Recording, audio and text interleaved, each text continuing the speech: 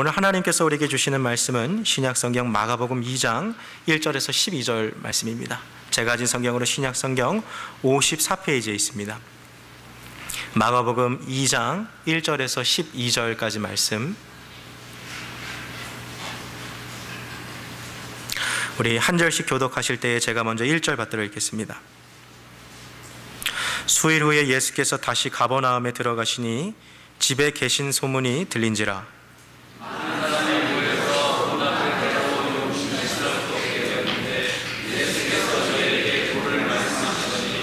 사람들이 한 중풍병자를 4사람에게 메어 가지고 예수께로 올세.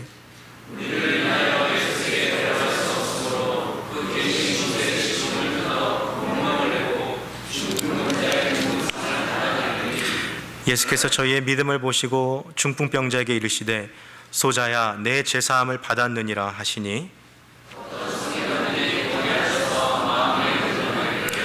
이 사람이 어찌 이렇게 말하는가 참남하도다. 오직 하나님 한 분 외에는 누가 능히 죄를 사하겠느냐.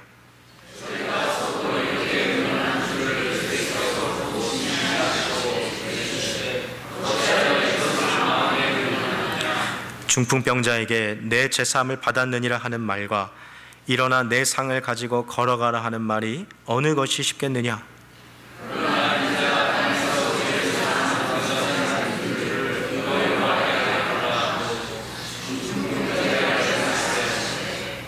내가 내게 이르노니 일어나 내 상을 가지고 집으로 가라 하시니, 그가 일어나 곧 상을 가지고 모든 사람 앞에서 나가거늘 저희가 다 놀라 영광을 하나님께 돌리며 가로되 우리가 이런 일을 도무지 보지 못하였다 하더라. 아멘.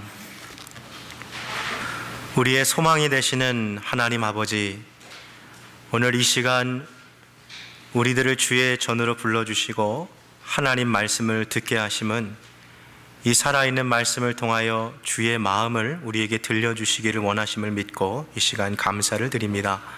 성령께서 우리 각 사람에게 필요한 그 메시지를, 은혜를 이 시간 듣게 하여 주셔서 우리의 마음을 주의 영으로 감동시키시며 주의 뜻을 따라 살아갈 수 있는 귀한 시간이 되게 하여 주시옵소서.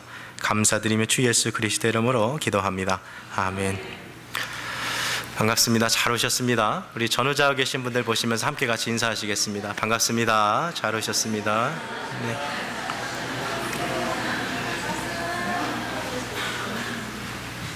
네.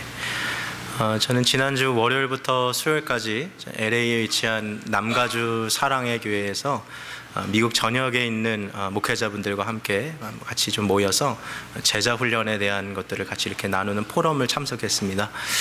미주에서 가장 큰 한인 교회를 담당하시는 우리 목사님부터 처음 개척을 하신 목사님들까지 참 다양한 분들이 이렇게 함께 모이셨는데요. 미국 타주뿐만 아니라 이렇게 또 시카고 지역을 포함해서 모든 전역에 이렇게 하나님 나라를 세워가는 주의 동역자들이 있다는 사실만 제가 깨달아도 저한테는 큰 위로가 되고 참 큰 도전이 많이 되었습니다. 또 그 지난 3일간 또 받았던 은혜와 또 사역에 대한 어떤 제가 지혜나 그런 것들은 또 저희 교회에서 사역 현장에서 함께 나누면서 또 풀어가도록 하겠습니다. 계속해서 기도해 주시기를 또 부탁드립니다. 저희가 6월 한 달은 6월 마지막 주에 있는 새상면 전도 축제를 집중적으로 준비하며 모든 메시지가 전도를 향해서 이렇게 향하고 있습니다. 그래서 제가 주일날 강단에서 하는 메시지뿐만 아니라 순모임에서 또 다른 모든 모임에서도 다 이 전도를 향해서 가고 있습니다. 아마 지금쯤이면 마음속으로 품고 계신 영혼 그리고 또 그 이름이 있을 줄 믿습니다. 계속해서 기도하시면서 또 같이 또 초대하시고 또 함께 같이 이 전도에 참여하여서요 하나님 나라 세워갈 수 있는 귀한 또 한 달이 되었으면 좋겠습니다. 오늘 본문 말씀을 좀 함께 같이 살펴보겠습니다. 오늘 본문의 배경이 되는 곳은 가버나움이라는 도시입니다. 가버나움, 나훔의 마을이다 라는 이 뜻인데요, 이스라엘 저 북쪽에 갈릴리 호수의 북동쪽에 위치한 도시입니다.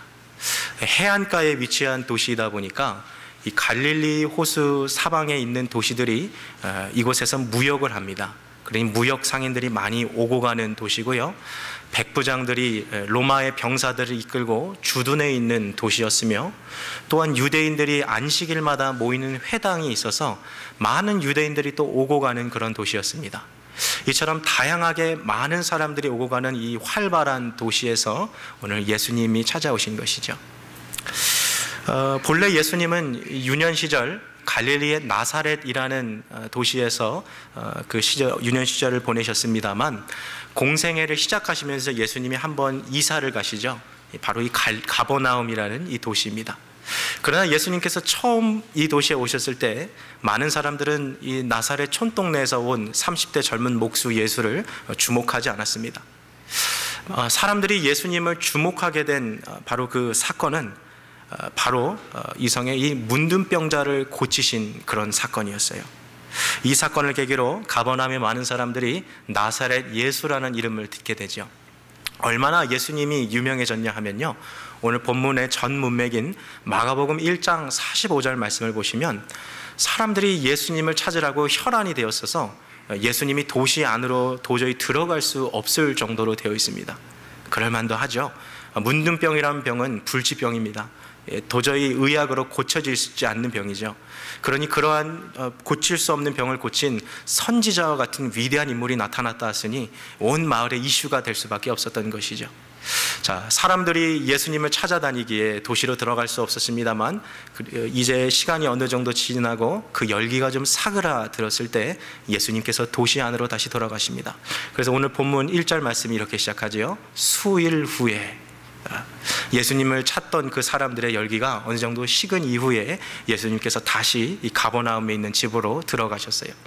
자, 그러나 사람들이 예수님께서 이 도시에 오셨다는 소식을 바로 감지하게 됩니다. 그의 예수님을 찾아다녔던 사람들이 예수님 머물고 있는 집으로 찾아오는 거죠. 이 가운데는 가버나움에 살고 있는 사람들뿐만 아니라 갈릴리 이 도에서 살고 있는 수많은 사람들이 찾아왔습니다. 심지어 이스라엘 남쪽에 위치한 예루살렘 수도에 있는 사람들도 문둥병을 고친 선지자가 우리 가운데 나왔다 하는 소식을 듣고 바리새인들을 이 가버나움으로 파송했고요, 또 율법을 가르치는 교법사들도 이 예수가 도대체 누구인지 그를 보기 위해서 오늘 이 집으로 찾아왔습니다. 그러니 예수님이 지금 머물고 계신 이 집은 인산인해를 누리고 있습니다. 집 밖 문 앞에 서 있어도 발 디딜 틈 없이, 입추의 여지가 없이 사람들이 자꾸 밀물처럼 안으로 들어가려고 하고 있는 것이죠. 바로 이 장면에서 예수님은 이 주변에 모여있는 사람들에게 하나님 나라의 말씀을 전하고 계십니다. 자, 카메라를 좀 옮겨봐서요, 많은 사람들이 예수님의 말씀을 듣고 있을 때 여기 네 사람이 들것을 들고 숨가쁘게 예수님의 집을 향해 달려오고 있습니다. 이들이 지금 들고 있는 이 들것에는 무엇이 담겨 있었을까요? 다름 아닌 중풍병에 걸린 환자 한 사람이 누워 있었습니다. 오늘 우리가 성경에 보는 3절에는요, 중풍병자라는 단어가 쓰여 있습니다만, 헬라어로 이 단어를 좀 살펴보면 아무것도 스스로 할 수 없는 자, 스스로 움직일 수 없는 무능력한 자라고 되어 있습니다. 실로 혼자서는 걸을 수도 없고 또 일어나서 예수님께로 나아갈 수 없을 만큼 그렇게 몸이 아픈 병든 사람이었던 것이죠. 오늘 이 사람을 예수님께로 데려가기 위해 지금 들것을 들고 숨가쁘게 달려가는 이 네 사람이 누구인지 성경은 우리에 대해서 잘 이야기해 주고 있지 않습니다. 오늘 이 사건이요, 마태복음, 마가복음, 누가복음, 이 공관복음 모두 기록하고 있는 중요한 사건이지만, 도대체 이 네 사람이 중풍병자와 무슨 관계가 있는지는 다 기록하고 있지 않아요. 어쩌면 이렇게 아픈 사람을 위해서 자신의 시간과 땀을 또 쏟는 것을 보았을 때 이 중풍병자의 가까운 가족이거나 혹은 그의 어렸을 적부터 친구였거나 아니면 동네 이웃이라고 우리가 추측해 볼 수 있겠죠. 저는 오늘 이 네 사람을 중풍병자의 네 친구들이라고 칭하겠습니다. 이들은 누구보다도 이 환자와 가장 가까이서 그가 처한 상황을 보고 있었던 것이죠. 그가 당하고 있는 육체적인 고통, 그리고 그로 인한 심리적인 그 절망감, 그 슬픔을 이들은 잘 알고 있었습니다. 이 시대에 많은 사람들이 주변에 있는 우리 이웃들의 아픔은 눈으로 많이 봅니다만, 사실 거기까지만 가는 경우들이 너무나도 많이 있습니다. 이웃들의 아픔을 보지만 그것에 대해서 적극적으로 나서고 돕는 사람들은 소수라는 것을 우리가 알고 있죠. 그러나 오늘 이 본문에 등장하는 이 네 사람은 달랐습니다. 이들은 자기 혼자 아무것도 할 수 없어 지금 하루 종일 누워만 있어야 했던 오늘 이 중풍병자를 보면서 오늘 우리가 이 사람을 위해서 무엇을 해줄 수 있을까 하는 그런 거룩한 부담이 있었던 것이죠. 저 인도의 캘커다라고 말하는 이 가난한 빈민가에 한 수녀가 길거리를 걷다 보니 너무나도 많은 사람들이 길거리에서 객사하는 거예요. 먹을 것이 없어서 죽고 또 가난해서 돌봐줄 가족이 없어서 병들어서 길거리에서 하나둘씩 이렇게 쓰러져 죽어가는데, 사람이 지금 눈앞에서 죽어가는데 아무도 그걸 신경 쓰지 않는 거죠. 그래서 이 수녀가 길거리에서 죽어가는 사람 한 사람을 데려다가 병원에 와서 마지막에 밥을 이렇게 먹이면서 인간의 마지막 존엄성을 지킬 수 있도록, 그렇게 죽어갈 수 있도록 그들의 죽음을 맞이하게 해줬어요. 이 사역을 했던 사람이 바로 21세기의 성자 마더 테레사라는 사람이죠. 캘커다의 수녀 마더 테레사. 많은 사람들이 이 마더 테레사는 알지만 그녀가 무슨 사역을 했는지는 잘 알지 못해요. 저 인도에 죽어가는 저 가난한 사람들, 병든 사람들, 길거리에서 객사하는 그 사람들 너무 안타깝게 여겨서 다른 사람들은 그냥 보고 지나갔지만 그녀는 그 사람들을 데려다가 마지막 그 편안하게 그들이 임종을 지킬 수 있도록 도와주었던 것이죠. 이 시대의 우리의 삶 가운데요, 주변에서 죽어가는 사람들의 모습은 보지만 그들에게 우리의 시간과 우리의 삶을 나눠주는 사람들은 많지 않습니다. 오늘 이 본문에 나오는 이 네 사람이 그래서 참 귀한 사람들입니다. 많은 사람들이 이 중풍병자의 고통을 봤을 것입니다. 그가 당하는 아픔, 그가 매일 겪어야 했던 그 절망을 이들도 보았을 것입니다. 그러나 많은 사람은 반응하지 않고 오직 이 네 사람만 이 일을 위해서 우리가 무엇을 해줄 수 있을까 하는 그런 거룩한 부담감을 가지고 있었던 것이죠. 사실 오늘날을 살아가는 우리 현대인들이요, 사람과의 이 관계를 맺는 것이 어느 순간부터 이렇게 보이지 않는 선을 딱 그어놓고 사람을 만날 때가 많이 있어요. 좀 주변에 좀 이렇게 변화된 풍경들을 좀 살펴보면요, 미국에 언제 이민 오셨는지는 제가 잘 모르겠습니다만은, 우리가 다 다르겠습니다만은, 예전에 한국에서는요, 이렇게 새로 이사를 가면 이사 온 사람이 이렇게 떡을 준비해서, 시루떡이나 이렇게 떡을 준비해서 이웃집에 찾아가서 집집마다 이렇게 떡을 돌렸죠. 그리고 인사하면서 이사 왔다고 얘기하면서 이웃들이 정말 말 그대로 이웃 사촌처럼 지냈어요. 그 집에 숟가락이 몇 개인지 젓가락이 몇 개인지 애들은 몇 명인지 다 알고 이렇게 같이 가족처럼 지내던 때가 있었는데, 요즘은 어떻습니까?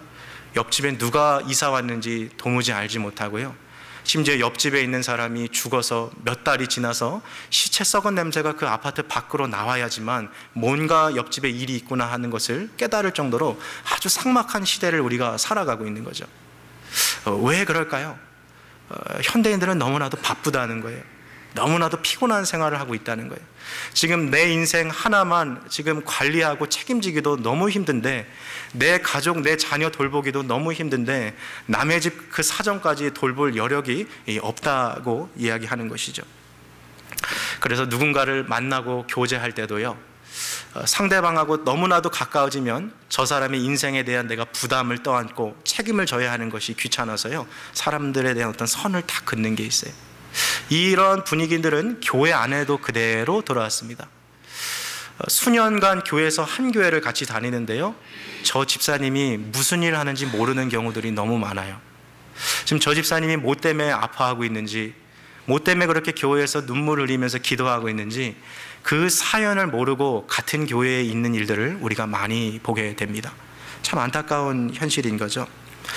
이 시대에서 현대인들이 사람과의 관계를 맺는 두 가지 공통점을 이렇게 얘기합니다.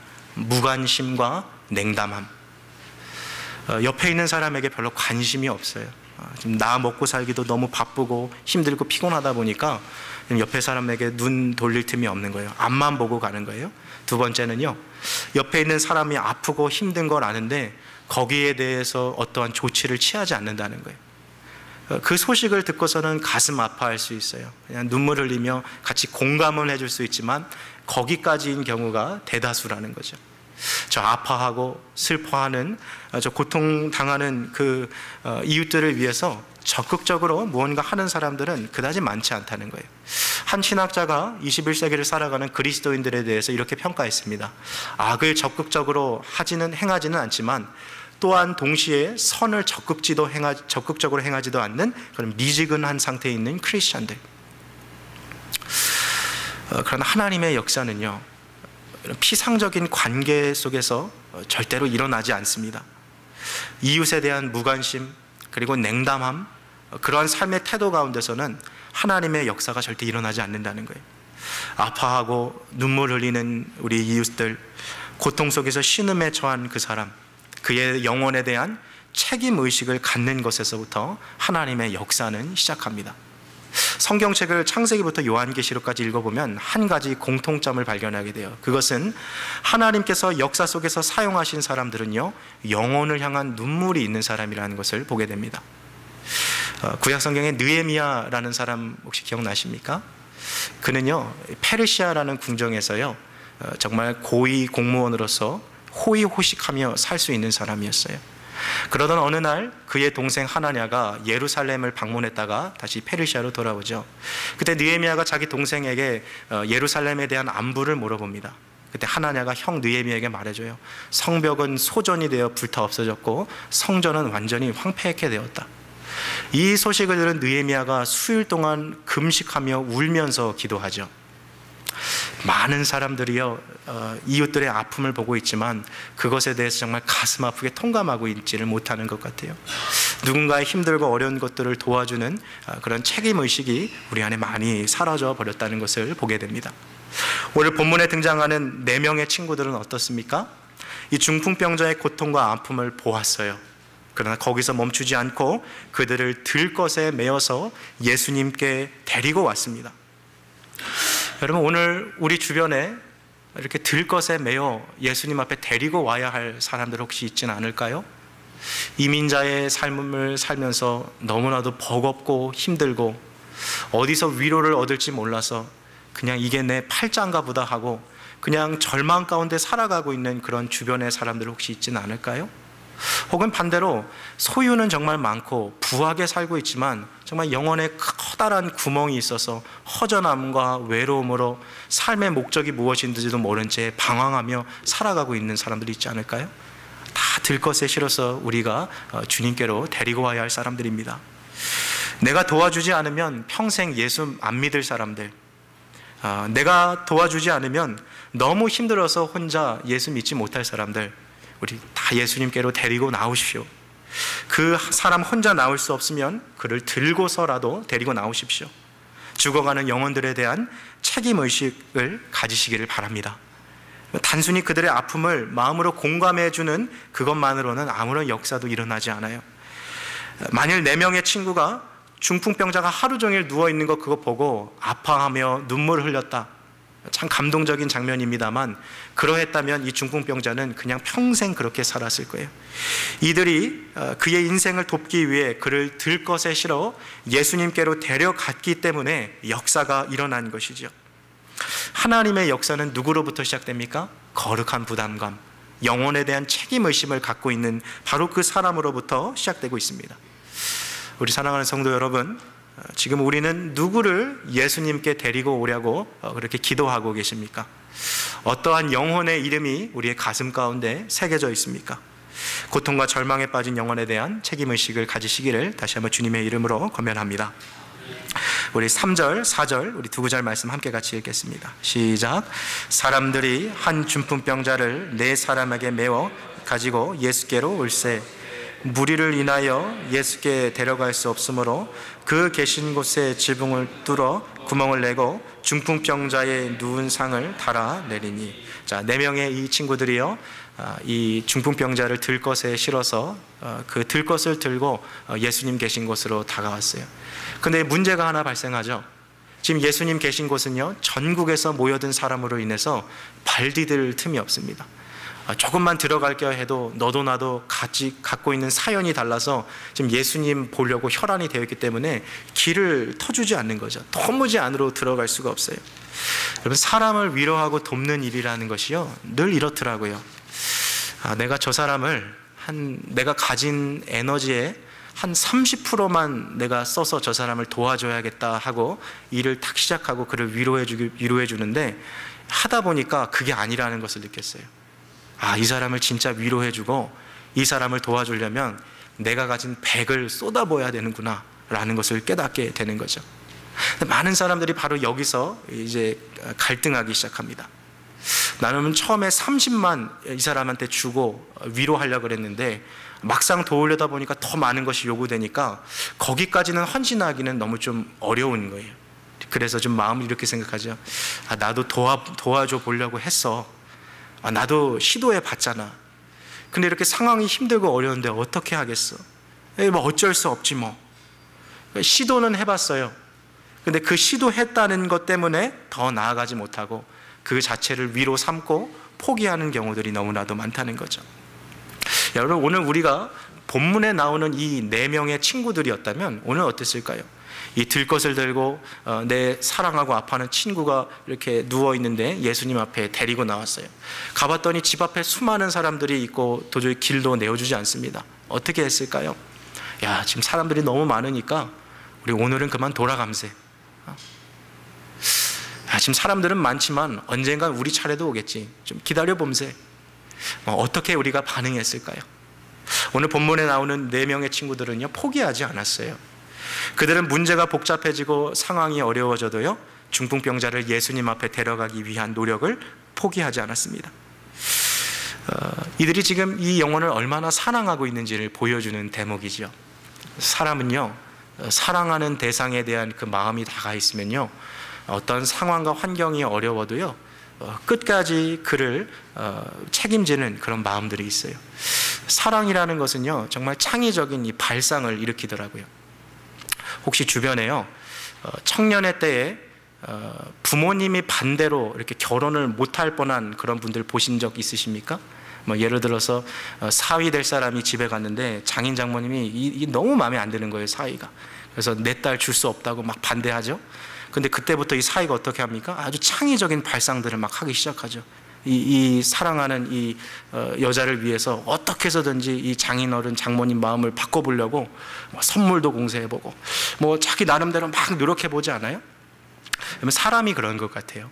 누군가를 정말 사랑하면 이 사랑하는 사람을 사랑하는데 방해물이 생기고 장애물이 생겨도 어떻게 해서든지 그거를 해결해 보려고 자기 나름대로 연구해보고 그 연구한 것들을 한번 시도해 보는 거죠. 오늘 이 중풍병자의 친구들이 그렇습니다. 예수님 앞에 나아가려고 하는데 막혀 있어요. 근데 그대로 포기할 수는 없습니다. 그래서 이들은 발상의 전환을 일으키죠.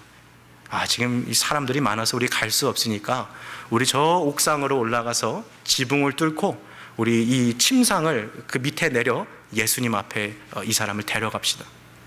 참 기가 막힌 발상 아닙니까? 근데 사실 이들이 지금 계획한 이 이야기는요, 매우 큰 노력을 기울여야 합니다. 이 당시에 팔레스타인의 가옥들은요, 그 옥상이 되게 평평하게 되어 있어요. 왜 한국도 요즘에 이 주택가 가보면은 그 옥상에 올라가 보면 그 할머님들이 그 여름에 막 고추 말리느라고 이렇게 딱 펴놓은 그런 옥상들 있죠. 평평한 옥상들. 팔레스타인의 옥상들이 그랬어요. 그래서 옥상에 가보면 이렇게 곡식 말리는 그런 것들이 많이 있었죠. 그러니까 이 당시에 이 옥상에 올라가는 계단은요, 두세 사람이 한꺼번에 올라가는 계단이 아니라 한 사람만 간신히 올라가는 그런 계단이었어요. 그러니 지금 4사람이 들어야 할 들것을 두 사람 정도가 그 누워있는 사람을 들고 올라가야 되니까 땀을 삐질삐질 흘리면서 그 옥상까지 올라가지 않았겠습니까? 게다가 이 당시의 옥상은 콘크리트로 되어 있는 게 아니라 나무와 흙과 모래로 또 나뭇잎으로 되어 있기 때문에요, 잘못 밟았다가는 그게 와르르 무너질 수도 있어요. 4사람의 장정이 한꺼번에 그 무게가 상당하겠죠. 또 게다가 지금 이 침상을 예수님 계신 곳으로 내려야 되니까요, 지붕을 주먹만한 크기를 뚫는 게 아니라요, 침대 하나가 들어갈 정도로 지붕을 뚫어야 돼요. 여러분, 남의 집 지붕 뚫어야 되는데요, 그 비용 그거 누가 다 지불해 줄 겁니까? 나중에 이런 무모한 짓 했다가 누가 이 뒷감당을 하겠어요? 근데 지금 이 사람들은요, 이 중풍병자를 고치기 위한 그 길을 생각해 보니까요, 그 어떠한 대가와 희생을 치르더라도 꼭 이 일은 해보고 싶은 거예요. 어떠한 장애물이 있어도 꼭 이 사람을 예수님 앞으로 데려가 보고 싶은 거죠. 저는 오늘 이 본문을 보면서 이러한 의아한 점이 들었어요. 무엇이 이 사람들로 하여금 옥상에 올라가서 지붕을 뚫고 침상을 예수님 앞으로 내릴 수 있을 만한 무모한 그러한 모험을 감행하게 했는가? 그것은요, 바로 이 사람들의 믿음이었다는 것을 오늘 본문이 말해주고 있어요. 누구라도 병든 이 사람을 예수님 앞으로 데려가기만 하면 예수님께서 반드시 고쳐주실 것이라는 그 믿음, 어떠한 질병이든지 어떠한 문제든지 예수님 앞에 나아가면 반드시 해결될 것이라는 그 믿음이 지금 이 사람들 안에 있었던 것을 우리가 보게 되는 것이죠. 우리 마가복음 2장 5절 말씀 다시 한번 좀 같이 보시겠습니까? 2장 5절입니다. 시작. 예수께서 저의 믿음을 보시고 중풍병자에게 이르시되 네, 오늘 2장 5절을 한번 보세요. 예수께서 저의 무엇을 보셨어요? 믿음을 보셨다라고 되어 있어요. 이 얼마나 기상천외한 방식으로 지금 예수님께 나갔습니까? 지붕을 뚫고요, 침상을 내려서 예수님 앞에 데려갔어요. 실제로 이 일어났을 때 사람들이 막 웅성웅성이며 막 소동이 일어났겠죠. 어떤 사람들은 막 손가락질할 수도 있고요, 어떤 사람들은 막 욕을 한 바가지 퍼부었을지도 모르겠어요. 자, 그런데 이 사건을 보고 있는 예수님은요, 지금 이 4명의 사람들의 믿음을 보고 계세요. 자, 근데 오늘 이 본문이 가진 아주 독특한 성격이 있습니다. 그것은 복음서에 나오는 모든 사건들의 한 가지 공통점이 있는데, 병든 사람을 주님께서 고치실 때는요, 반드시 그 병이 든 당사자의 믿음을 보시고 주님이 고쳐주셨어요. 내가 낫기를 원하느냐? 내가 너를 고쳐줄 수 있을 것을 내가 믿느냐? 주님이 그에게 물어보셔서 당사자의 믿음을 보시고 주님께서 고쳐주셨죠. 자, 근데 오늘 이 본문은 어때요? 5절 말씀 보세요. 예수께서 누구의 믿음을 보셨어요? 저희의 믿음이라 그랬어요. 즉, 지금 누워있는 이 중풍병자의 믿음이 아니라 이를 들고 온 이 4사람의 믿음을 보시고서 주님이 저를 고쳐주셨다라는 것입니다.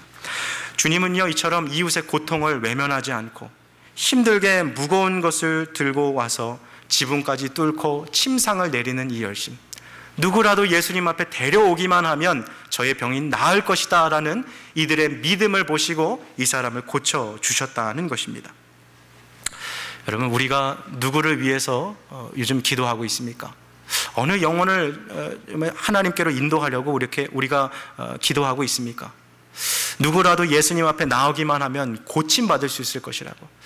저 사람 정말 예수 믿으면 참 좋을 텐데, 지금 힘들고 어렵지만 저 사람 교회 나와서 그 마음에 예수님 제대로 들어가기만 하면 삶이 놀랍게 변화할 텐데. 여러분, 우리의 믿음을 통해서 주님이 역사하시는 줄 믿으시기 바랍니다. 그 믿음을 갖고 전도하는 거예요. 전도라는 게요, 우리의 지식을 전하는 게 결코 아니에요. 우리의 마음에 있는 불덩이를 던져주는 거예요. 예수님 믿으면 변할 수 있습니다라는 그런 믿음의 불을 던져주십시오. 그 믿음이 우리 주변의 이웃들을 구원하는 것입니다. 자, 근데 오늘 본문에는요, 이렇게 사랑의 마음과 이 확신의 믿음을 가지고 영혼을 위해서 달려오는 사람들이 있는가 하면 이와는 대조적으로 이 본문을, 이 사건을 바라보고 있는 사람들이 있었어요. 우리 6절 말씀 우리 한번 좀 같이 읽겠습니다. 6절입니다. 시작. 어떤 서기관들이 거기 앉아서 마음에 의논하기를. 자, 6절에 2가지 동사에 주목하십시오. 서기관들이 뭐 하고 있어요? 거기 앉아서 마음에 뭐 해요? 의논하기를. 자, 죽어가는 친구를 살려보려고 옥상에 땀을 삐질삐질 흘리면서 올라가서 남의 집 지붕까지 뚫고 침상을 내리는 열심히 있는 사람들이 있었던가 하면 자리에 앉아서 손가락질하고 비난하던 사람들이 있었어요.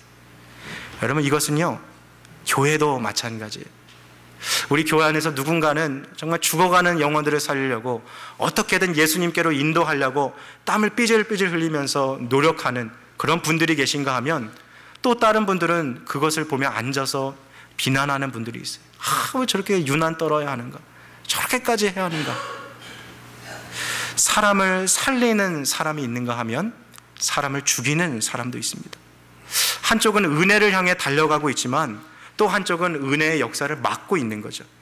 여러분, 우리들은 서기관들처럼 그냥 가만히 앉아서 손가락질하며 비난하는 사람이 되어서는 안 됩니다. 은혜의 불씨를 끄는 사람 되지 마시고 영혼을 살리는 사람 되시기를 바랍니다. 그러면 오늘 본문에 나오는 이 중풍병자, 정말 혼자 걸어갈 수 없었어요. 혼자 예수님께 나아갈 수도 없는 정말 비천한 사람이었어요.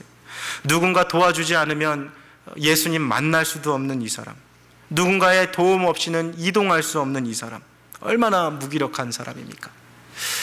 그런데요, 참 요즘도 그런 것 같아요. 우리 주변에 이렇게 오랜 지병으로 몸이 아프신 분들을 이렇게 보면요, 처음에는 이렇게 몸이 망가지고 몸이 아픈데 시간이 지나다 보니까 이 몸이 아프다 보니까 이 마음의 병도 찾아오더라고요. 마음이 너무 이렇게 병든 것들을 보게 돼요. 그냥 자기가 힘들고 어렵게 살아가는 그냥 그것을 마치 자기의 운명처럼 받아들이면서 불행이 마치 자기의 짝꿍이듯이 그냥 내 그림자듯이 그냥 그렇게 살아가는 분들을 많이 보게 돼요. 사람의 마음이 망가진 거 보면요, 얼마나 가슴 아픈지 몰라요. 육신은 아플 수 있어요. 병들 수 있어요. 그러나 마음이 무너지고 병들면 참 그거보다 참 아픈 것이 또 어디 있겠습니까? 주변 사람들도 참 어떻게 해볼 도리가 없는 거죠. 자, 그렇다면 오늘 본문에 나오는 이 중풍병자, 누군가에 의해서 들것에 실려서 예수님 앞으로 나오지 못하는 바로 이 사람, 오늘 본문의 이 중풍병자는 지금 누구를 가리키는 것일까요? 이 사람은 바로 누군가의 도움 없이는 예수님 앞에 나올 수 없는 죄로 인해 죽어가는 모든 사람들을 지금 상징하고 있는 것이죠. 여러분, 우리도 한때는요, 이 들것에 실려있던 사람들이었다는 사실 혹시 기억나십니까? 죄로 인해서 무기력하고 정말 삶 가운데 무엇을 위해 살아야 할지 방황하면서 살아갔던 것이 바로 우리들의 모습이죠.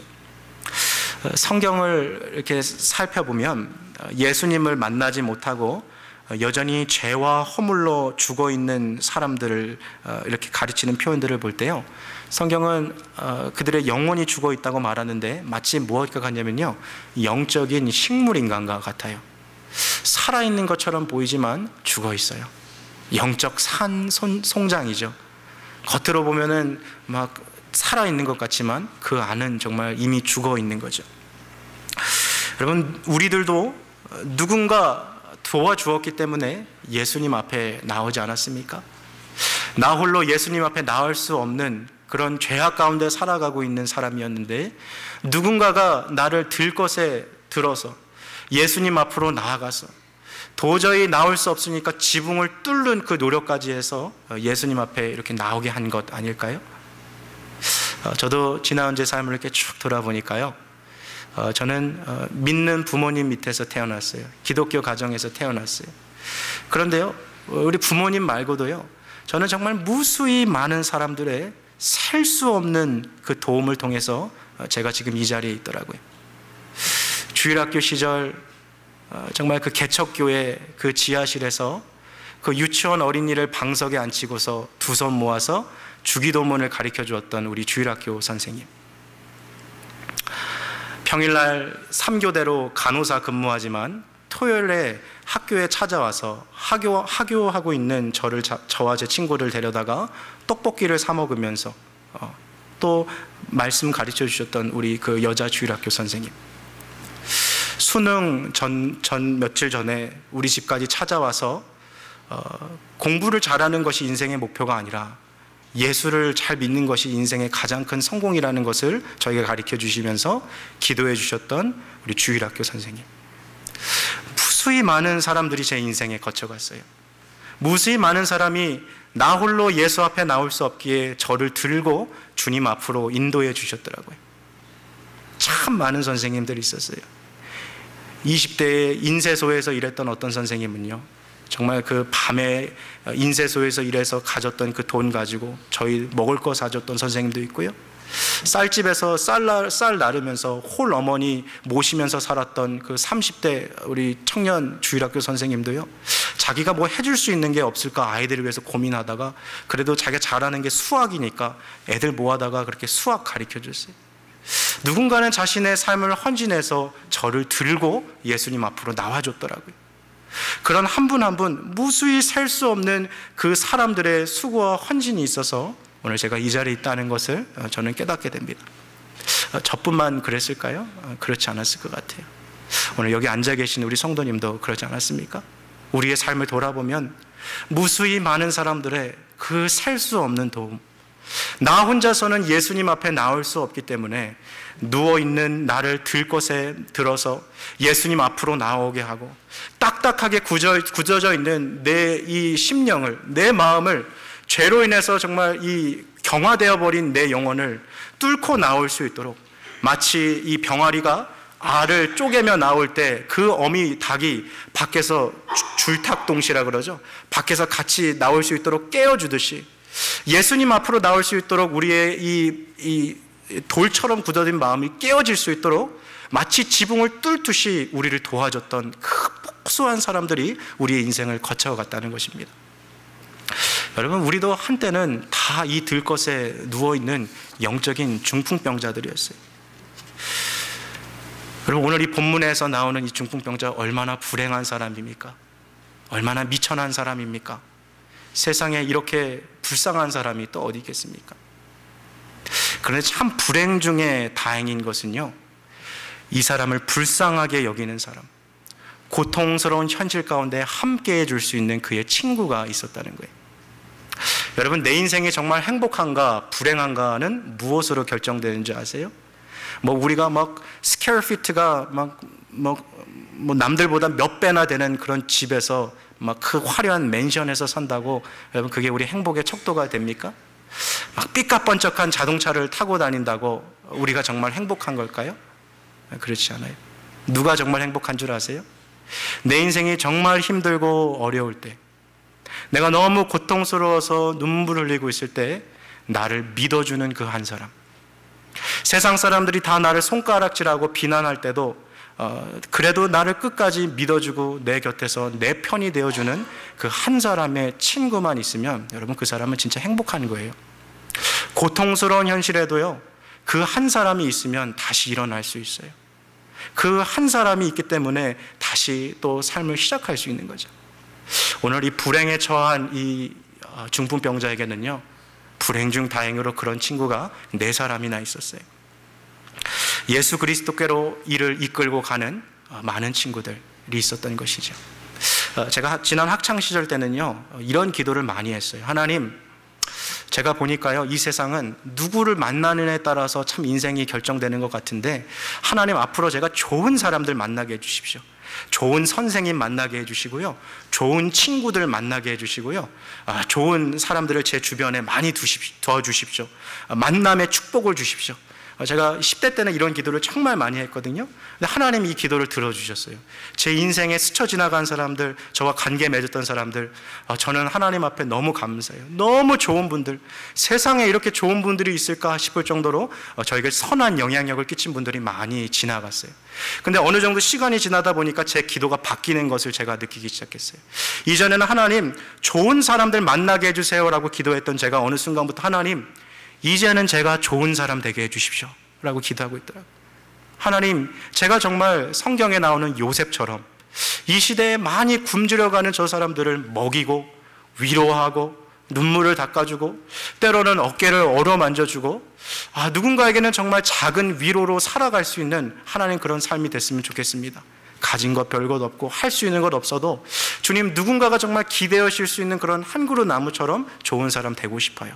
그렇게 기도가 바뀌게 되더라고요. 여러분, 영적인 성숙, 영적인 성장, 그것은 무엇입니까? 하나님 앞에 받기만을 구하는 것이 아니에요. 누군가가 나를 들어주기만을 기다리는 것이 아니라 이제는 내가 저 홀로 누워있는 누군가를 들고 주님 앞에 나오는 그 수고와 헌신을 우리가 감당해야 할 것입니다. 5절 말씀 한 번만 다시 보여주시겠습니까? 자, 5절 말씀 다시 보세요. 예수께서 저희의 무엇을 보셨어요? 믿음을 보셨어요. 네, 우리의 믿음을 통해서 주님이 역사하시는 줄 믿으시길 바라요. 자, 중풍 환자에게 이르시되, 여기 뒤에 같이 읽겠습니다. 시작. 소자야, 내 제사함을 받았느니라 하시. 자, 이 말을 들은 네 사람의 표정을 한번 상상해 보십시오. 열심히 옥상에 올라가서 지붕을 뚫고요, 침상을 내렸어요. 자, 이제 예수님께서 고쳐주시겠지 하고 막 부푼 마음으로 있는데 예수님이 뭐라고 말하세요? 내 제사함을 받았느니라. 아니 예수님, 우리는 지금 이 죄 문제 해결하고 여기 온 게 아니에요. 주님, 이 사람을 고쳐주셔야죠. 지금 병 고침 받으려고 왔는데 지금 제사함이 웬 말입니까? 여러분, 이것이 교회에 나오는 많은 이들의 딜레마인 거예요. 지금 당장 눈앞에 닥친 인생의 문제를 해결하려고 주님 앞에 나왔어요. 주님, 저 지금 몸이 너무 아픕니다. 주님이 아시잖아요. 주님, 사는 것보다 차라리 죽는 게 편할 정도로 전 몸이 너무 괴롭습니다. 주님, 우리 지금 가정이 너무 어렵습니다. 이 가난을 어떻게 해결해야 될지 모르겠습니다. 주님, 지금 방황하고 있는 내 자녀, 하나님, 내 지혜로는 저 아이를 내가 어떻게 감당해야 될지 모르겠습니다. 하나님, 지금 막 혼돈이 막 일어가고 있는 내 비즈니스, 내가 지금 어디서부터 지금 문제를 지금 해결해야 될지 주님 도저히 방안이 떠오르지 않습니다. 하나님, 지금 내 인생에 이 너무나도 이 폭풍과 같이 몰아치는 문제들이 너무 많습니다. 주님, 이거 해결해 주십시오 하고 교회에 딱 나왔는데 주님이 지금 이러시는 거예요. 내 죄사함을 받았느니라. 아니에요 주님, 우리는 지금 그거 해결하러 온 게 아니에요 주님. 지금 내 인생의 이 문제를 해결해 주셔야죠 주님. 내가 지금 힘들어서 못 살겠다니까요 주님. 근데 우리 주님은요, 눈에 보이는 현상을 치유하시기 전에 그 현상에 나타나는 본질적인 문제를 고치기를 원하셨어요. 좀 쉬운 예를 좀 들어볼까요? 요즘 한국에 가면요, 피부과가 되게 많이 성행하고 있지 않습니까? 우리 중고등학생들이 막 얼굴에 여드름이 많으니까 고객이 우리 학창 시절에 어린 친구들인데, 병원에 가면 예전에는 피부과 가면요 막 연고만 발라주고 약 먹는 거 이렇게 줬는데요, 요즘에는요 피부과 옆에 내과가 붙어 있어요. 같이 돼 있어요. 그 이유는 뭐냐면, 단순히 지금 이 얼굴에 나와 있는 이 트러블만, 피부 트러블만 고치는 게 아니라 내과에 가서 이 사람의 이 피부 트러블이 왜 일어나는지, 장에 무슨 문제가 있는지, 위에 무슨 문제가 있는지 그걸 체크업 받고 다시 오라는 거예요. 왜 그렇죠? 겉으로 드러나는 것은 현상일 뿐이고 이 현상의 문제를 나타내는 본질적인 문제를 먼저 치료해야 한다는 것이죠. 오늘 주님이 그 얘기하고 계신 거예요. 병을 고치는 것, 지금 인생에 이 사람이 지금 꼭 해결해야 될 그 문제, 보이는 현상을 고치는 것이 중요한 것이 아니라 이 모든 현상을 나타나게 했던 근본적인 원인을 주님은 고치고자 하셨던 것이죠. 그게 무슨 문제였어요? 죄의 문제였다는 거예요. 죄의 문제. 많은 사람들이 이 사실을 깨닫지 못해서요, 계속 지금 눈에 보이는 현상만 고치려고 하는 거예요. 속에서 골마가고 있고 속이 고장났는데 겉에만 지금 고치려다 보니까 이게 고쳐지지가 않는 거죠. 먼저 예수 그리스도 앞에서 죄사함을 받는 것, 그 이후에 모든 문제가 해결되는 것입니다. 여러분, 병원에 있는 의사가요, 암에 걸린 이 환자를 맞이했어요. 이 사람이 지금 너무 몸이 아프고 막 암 때문에 막 죽어가는데 그 현상을 고치려고 해열제를 준다. 여러분, 그거는 의사가 뭔가 잘못된 거죠. 암에 걸린 사람은요, 수술을 통해서 암덩어리를 제거하면 그 열이 내려가고 그 몸이 다 낫는 거 아니겠습니까? 오늘 예수님이 그 작업하고 계신 거예요. 단순히 병만 고쳐주시는 것이 아니라요, 영혼의 암덩이인 죄를 주님께서 뿌리부터 뽑아주고 계신 것이죠. 예수님은 이 사람의 육신의 문제를 고치기 전에 먼저 근본적인 죄의 문제를 해결하셨습니다. 여러분, 예수님께서 교회를 세우신 목적이 바로 여기 있어요. 이 세상에 우리가 가지고 있는 많은 다양한 문제들이 있습니다만, 우리 주님께서는 이 현상적으로 보이는 문제의 모든 근본적인 문제가 되는, 원인이 되는 죄의 문제를 해결하기 위해서 이 땅에 오셨다는 것입니다. 오늘 말씀을 좀 맺겠습니다. 여러분, 우리들도 한때는 다 이 들것에 누워 있었던 그런 영적인 중풍병자였습니다. 그러나 우리의 인생에 누군가의 그 도움과 무수한 사람들의 섬김을 통해서 그들이 우리를 옥상으로 끌고 갔고 지붕을 뚫어서 예수님 앞으로 우리의 침상을 내려주었기 때문에 지금 우리가 주님을 알고 우리가 하나님의 자녀로 이 시간에 예배드리고 있다는 사실을 기억하십시오. 이제는 우리가 좋은 사람이 되기를 좋은 사람을 만나기를 구하기보다는 이제는 우리 스스로가 좋은 사람이 되어야 할 때입니다. 침상에 누워있는 자가 아니라 이제는 일어났기에 침상을 들고 또 다른 영적 중풍병자들을 주님 앞으로 데리고 나와야 할 그런 사명이 우리 앞에 주어졌습니다. 사랑하는 우리 성도 여러분, 이 6월 얼마나 좋은 계절입니까? 얼마나 좋은 시기입니까? 그러나 여전히 아파하고 고통당하고 있는, 죽어가고 있는 영혼들에게 우리가 책임의식을 가지고 저들을 예수 그리스도께로 인도하실 수 있는 저와 여러분들 되시기를 주님의 이름으로 축복합니다. 이 시간 함께 같이 기도하시겠습니다.